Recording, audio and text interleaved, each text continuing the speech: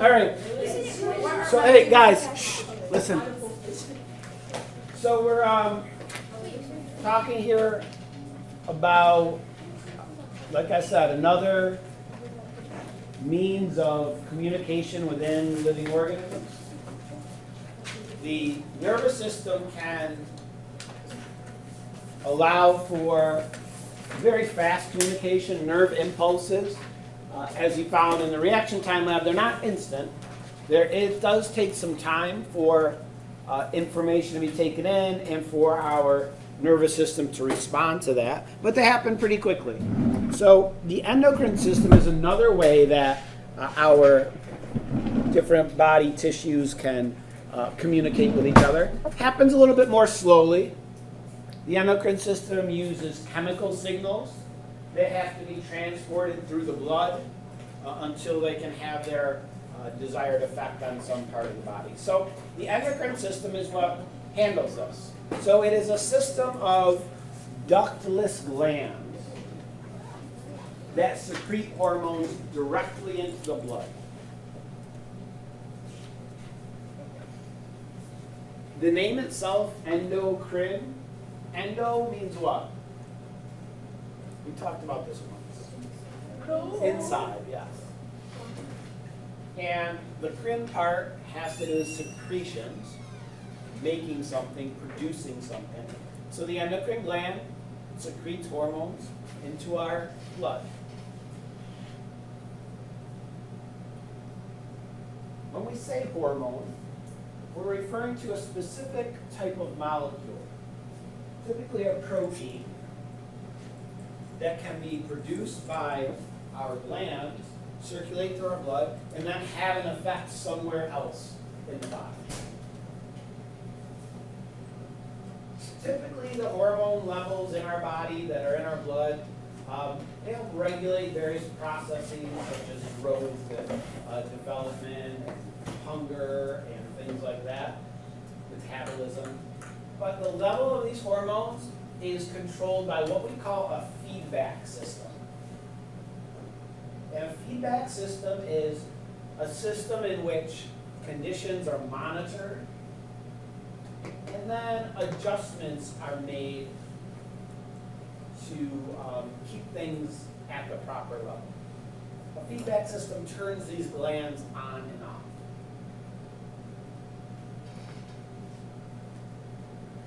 And so our endocrine system really allows our body, helps our body to maintain what we call homeostasis. We use that word before. What does it mean? Ella? Yeah, keep constant, balanced conditions that are appropriate for life.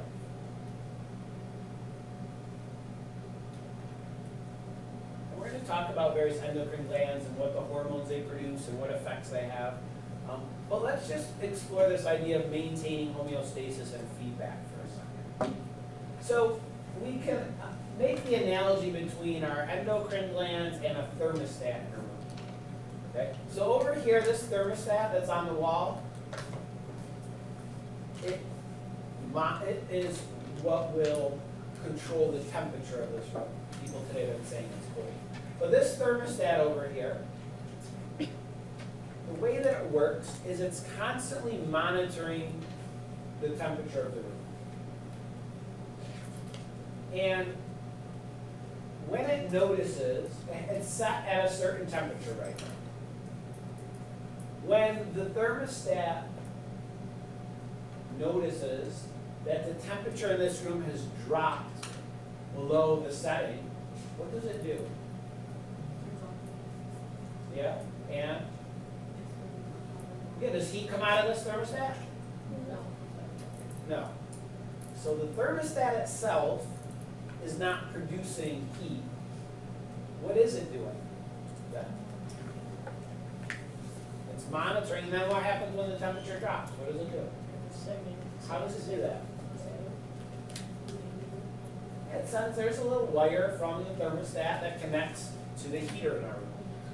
When temperature drops below the setting, the thermostat sends an electrical signal to the heater telling it to turn on. we'll trace this pathway.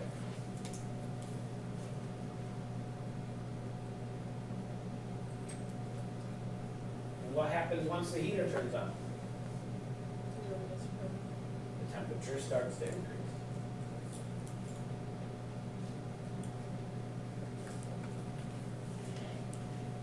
Eventually, the temperature gets back up to the setting on the thermostat.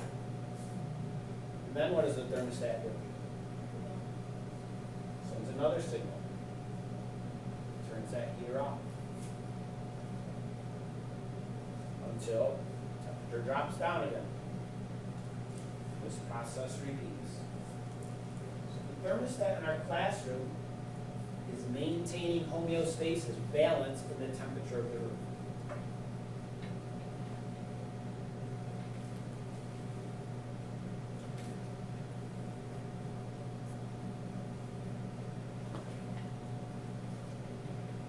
And this is also how our endocrine system works. Our glands can monitor conditions inside of our body. When you notice things are not at the proper level, they can send a signal. But in this case, how do they send a signal? How do our endocrine glands send signals to other parts? They make hormones and release them into the blood. The blood reaches all the parts of our body to turn the organ on or off or whatever. And then when the conditions get back to the proper level, that endocrine gland can turn off that hormone. So they work in a very similar way. So to summarize, the way that our endocrine system works is these chemical substances we call hormones are made by glands. We have lots of glands in our body, and the pituitary gland, the thyroid gland, pancreas, testes, ovaries. These are all glands within our body that have an endocrine function. They send these hormones into the blood, where they circulate around, and they cause some reaction by some part of the body to help regulate. All right, so how do these hormones actually do this? Well, hormones are made of proteins, and there's an important factor about proteins that determines how they work, and it is their shape. The shape of the hormone will determine how it works. We'll talk in a few minutes about human growth hormone.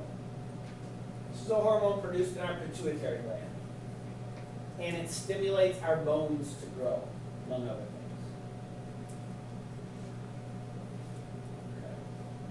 So, how does this growth hormone, it's in our blood.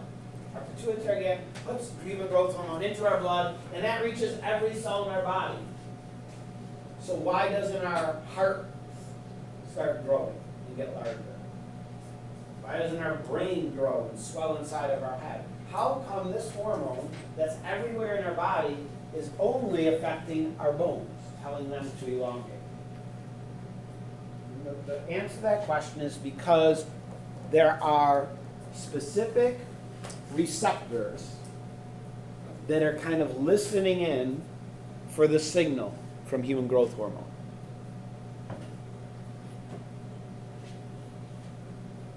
And the shape of these receptors matches the shape of the hormone. So if this were human growth hormone circulating throughout our blood, if this were one of our bone cells, it has a receptor that matches, and therefore when they connect, that's the signal to our bone cells to start to grow. Cells in our brain or cells in our heart don't have those receptors. So the human growth hormone can just go right by them without having this effect on them. So hormones are specific. They only affect certain tissues in our body that have the proper receptor molecules.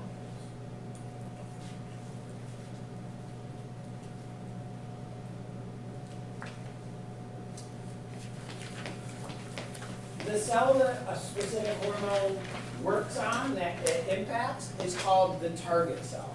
So for example, our bone cells are target cells of human growth hormone, where our heart is not.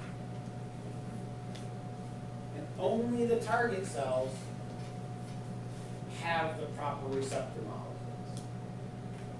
And so if we look at these two cells, cell 1 and cell 2, which cell will respond to hormone A?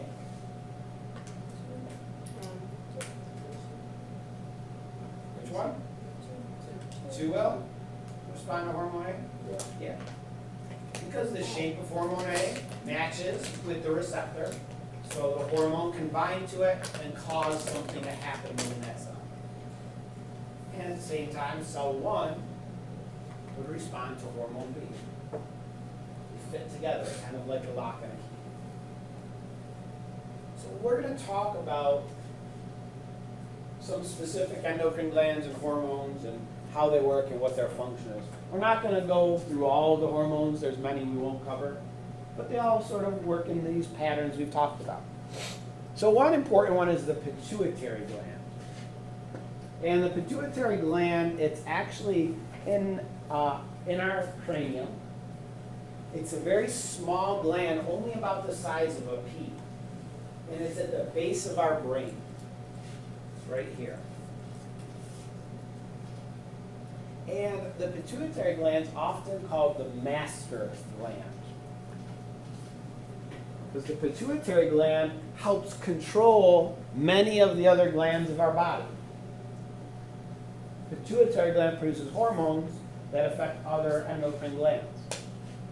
And it also produces a hormone called human growth hormone, HGH. And HGH is an important hormone, especially for you guys at your age. As you start to hit like a growth spurt, what's happening is your pituitary gland is kicking in, releasing large amounts of human growth hormone, which again circulates throughout your blood. And when that human growth hormone reaches receptors on cells of your bones, causes you to start to grow. Causes you to grow taller. Now it just doesn't work only on bones, it works on lots of other parts, but that's what prompts us to grow. Eventually, once a person reaches their sort of full growth, that turns down. The growth hormone stops producing so much growth hormone. Now, it does other things. In fact, human growth hormone is a banned substance in athletics that some people inject themselves with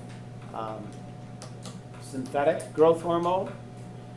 And it's almost like works in like a steroid sort of manner, causes them to recover from injury faster, heal better, maybe develop larger muscle mass, things like that. So it's a banned substance in terms of sports. There are sometimes when people have pituitary disorders in which their pituitary gland may produce too little or too much human growth hormone. That leads to these conditions, dwarfism or gigantism. Dwarfism is obviously caused by a lack of human growth hormone. So if a person's pituitary gland is not producing enough growth hormone or normal amount of growth hormone, then they don't grow to an average height. I know the two giant guys. I know their So names. some examples. Gigantism is caused by the opposite. So sometimes a person's pituitary gland produces too much growth hormone, or it doesn't stop producing it when a person reaches, 18 years old or maturity, or it doesn't sort of produce some and then it drops down, but it's constantly producing high levels of growth hormone. So yeah, this is Robert Wadlow. Andre the Giant. Yeah, that's Andre the Giant. I saw Andre the Giant when I was a kid, Utica Auditorium, WWF wrestling. Back a couple of years ago, back in the auditorium, was also WWE. Yeah, I ride that shit. Yeah. So here's some examples of these individuals with gigantism, which cause a person to grow to an unusually tall height. Lots of times, like Robert Wadlow was, he had a tumor on his pituitary gland. I think so did Andre the Giant. Yeah. And this tumor causes pituitary gland to constantly produce high levels of human growth hormone throughout his entire life. He started growing from infancy to an above or normal size, and he never actually stopped growing. Even when he was 19, 20, 21 years old, he was still getting taller and taller. I'll show you a video here. They have some video of him. He grew to a height of 8 feet 11 inches. So close Okay, to the 9 tallest feet. person ever to have been measured in modern times, and he eventually died from an infection. So being at that height comes with a lot of difficulties as well. Your joints have difficulty supporting all that weight and so forth, and so he had to wear braces on his legs to help him stand up. But he had a wound from one of those braces. It got infected. He eventually died at a relatively young age. That's why blue whales are like the biggest animals, because with like the water they don't have to like put as much strain on their joints, and like so they can keep constantly growing, like instead of or like land animals, if they get too big they won't be able to like produce enough blood to get their brain. This is Robert Wadlow and his father. His hand is as big as his torso. This is the world's tallest man, a model, and the world's weirdest man. Why is it weird? This is a model of Robert Wadlow and Shaquille O'Neal. O'Neal. So, if you know basketball, follow basketball, or then Shaquille O'Neal looks like just a normal-sized guy compared to Robert Wadlow. Let's come back to this. How long is this? No. We'll come back to it at the end of this spot. How long is it, so I know? 5 minutes. All right. Oh, yeah. So we'll come back to it. Let's. See, look, we want to see I that. don't want to do this. I picture. want to just go ahead. Look at Robert. What is more common, dwarfism or gigantism? Dwarfism, I think. That's what I thought. Yeah. All right. Let's talk about another. This will probably take us the rest of till we watch that video. So our pancreas, a really important organ. It has several functions. It's a digestive organ. It produces digestive enzymes, but it also produces. You have it somewhere. It also produces insulin. You don't have any? I was writing it. Really? It probably got covered. I think it's got cut off. It's supposed to be. Yeah. All right. So definitely write this on somewhere in your notes, because for some reason the slide didn't get copied. Mine did. So. Yeah, the pancreas. Oh yeah, it is. I'm sorry. It's on there. It just doesn't say pancreas. Pancreas, yeah, the feet. So the pancreas it's in our torso, sort of near our stomach. It's got this sort of shape, L-shaped sort of thing, and it's one of its purposes, besides producing digestive enzymes, is to produce insulin. So probably many of you know what insulin does. Who could remind me? What is insulin? Ellie? Doesn't it like stabilize if someone has like diabetes and have an Okay. Or diabetes is So it's from related to diabetes. diabetes. Doesn't it like control your like blood sugar level? Yeah. So insulin is a hormone that helps regulate our blood sugar. So our blood glucose levels are important. Glucose is what our cells use for energy. And so it's important that in our blood we have the proper amount of glucose. And so insulin is one of the hormones that helps regulate it. So insulin, what it does is it lowers our blood sugar. So maybe like last year you ate an ice cream sandwich, 3 fruit snacks, and a Rice Krispie treat. And probably in about 10 minutes, as that food starts to be digested, lots of that is sugar, and the level of glucose, of sugar in your blood is going to start to rise. Your pancreas is monitoring that. And when your pancreas notices your blood sugar is rising, it starts to secrete insulin and send insulin into your blood. Having too much sugar in your blood is dangerous. Okay? It can lead to damage to nerves. Okay? And so insulin helps to lower it. What it does is it basically sends a signal to our liver and other organs, says, hey, too much sugar in the blood, you need to take some out of the blood and store it away. And so when you release insulin, when your pancreas releases insulin into your blood, it does that. And so our blood sugar level comes back down. Now, if you don't have anything to eat and it's getting to be, 7, 8, 9 o'clock tonight, maybe your blood sugar has dipped down. Okay, your blood sugar is too low. Too low blood sugar means your cells don't have enough energy. A low blood sugar causes disorientation, right?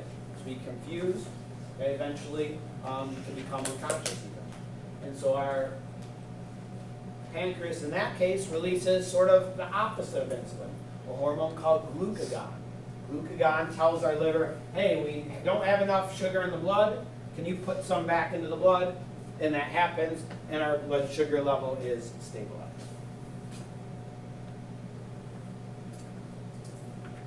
So sometimes a person has a problem in their pancreas. For some reason, the cells that are called beta cells in the pancreas don't function, and they don't produce insulin. Sometimes people can be born with this. Other times it happens sometime during their childhood or even adulthood. And they may have a disease that's called what? Diabetes. Yeah, diabetes. So a person's diabetic, their pancreas is not regulating their blood sugar properly. So when a person has diabetes, they have to monitor their own blood sugar. They probably have a blood glucose monitor. They check their blood sugar frequently. When they find their blood sugar level has gotten too high, they can administer themselves some insulin using either an injection, using an insulin pump, an insulin pod. There's lots of ways of getting that insulin into your body. And so a person has to monitor those things if they have diabetes. So type 1 diabetes, which we think about, kids can develop typically. Well, this isn't a rule. Sometimes kids get type 2 diabetes. Sometimes people get diabetes, type 1 diabetes later on in life. But it's caused when the pancreas stops producing insulin for some reason. And type 2 diabetes is often when our pancreas still functions properly, but our cells are becoming resistant to it.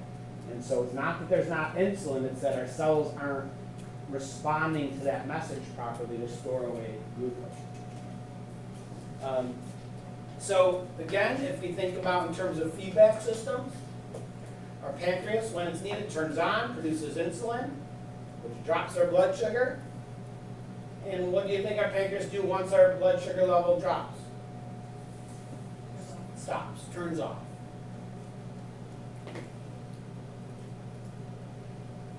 If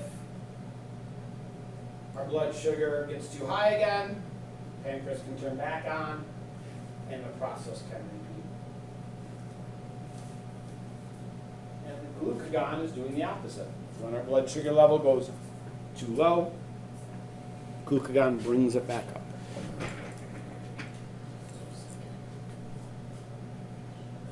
All right, let me show you these two videos here after you finish copying this down. Can we put our notes in?